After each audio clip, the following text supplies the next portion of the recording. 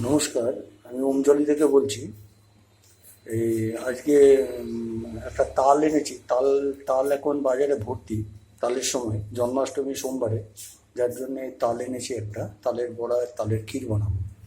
তাই first time আমি বানাতে চলেছি, জানি না কীরকম হবে।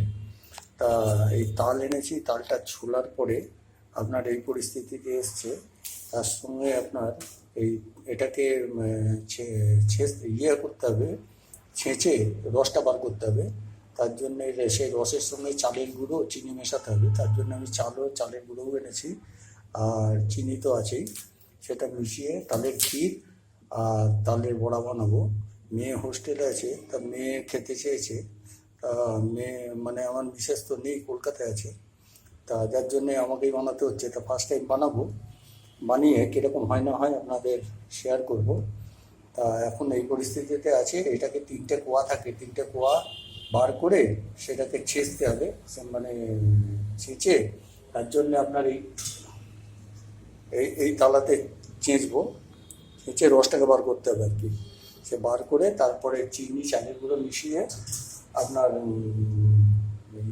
মণ্ড তৈরি করবো। সে মণ্ডর থেকে আপনার বড়া এবং তালের ক্ষীর বানাবো। তা চলুন দেখাচ্ছি আমি। এটাকে প্রেশার করে রসটা যখন বার করবো তখন দেখাচ্ছি। এই যে তালটাকে ভেঙে এই 3টে কোয়া থাকে, এই 3টে কোয়া এক একটা করে আমি রস বার করব। এই যে তালটাকে আপনার ছাঁচার পরে এই রসটা হয়েছে, পৌনে 1 বাটি মতন হয়েছে। তো এইবারে অর্ধেক আমি করব, ক্ষীর বানাবো, আর অর্ধেক বড়া বানাবো। তা দেখতে থাকুন, মাখানোর পরে আবার দেখাবো। এই যে আমি তালের ক্ষীর বানানোর জন্য আমি মোটামুটি বসিয়ে দিয়েছি। এটা ক্ষীর হবে, শুকিয়ে মোটামুটি আঠা আঠা টাইপের হয়ে গেলে নামিয়ে দেবো। এর মধ্যে চিনি দিয়েছি, আর কিচ্ছু না। আর একটা জিনিস দেওয়ার মানে খুব দরকার ছিল, সেটা হচ্ছে আপনার নারকেলের কুড়া। নারকেল কুড়াটা আমি দিতে পারলাম না এই কারণে যে নারকেলের কুড়া আবার নারকেল কুড়তে হবে। তা সেটা এখন আমার আবার রাত্রে খাবার তৈরি করতে হবে বলে আমি আর বানাতে পারলাম না, কুড়তে পারলাম না। এটা হচ্ছে ক্ষীর বানাবো। আর এর মধ্যে এর মধ্যে তালের রসটা রয়েছে, ভেতরে তালের রসটা রয়েছে। আর এইটা হচ্ছে আটা, এই যে আটা দিয়েছি। এটা হচ্ছে চালের গুঁড়ো, আর হচ্ছে পরিমাণ মতন চিনি দিয়েছি। এর মধ্যে নুন চলবে না, নুন দেওয়া চলবে না। তা এটা মাখানোর পরে মোটামুটি একটু গাঢ় গাঢ় মাখানোর পরে তারপরে তেলে ছাড়বো।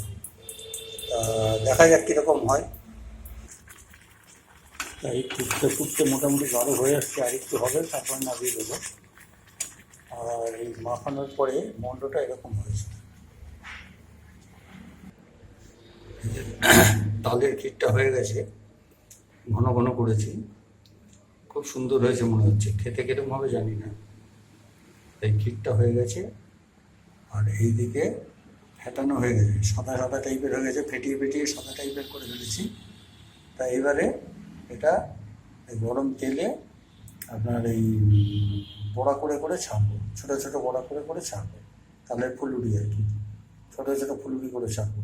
তার জন্য তেল গরম করে দিয়েছি, তেল দিয়ে দিয়েছি। এখন এগুলো এক একটা করে ছাড়বো। এই যে বড়া হয়ে গেছে, আমি খেয়েছি, খুব সুন্দর হয়েছে বড়াগুলো।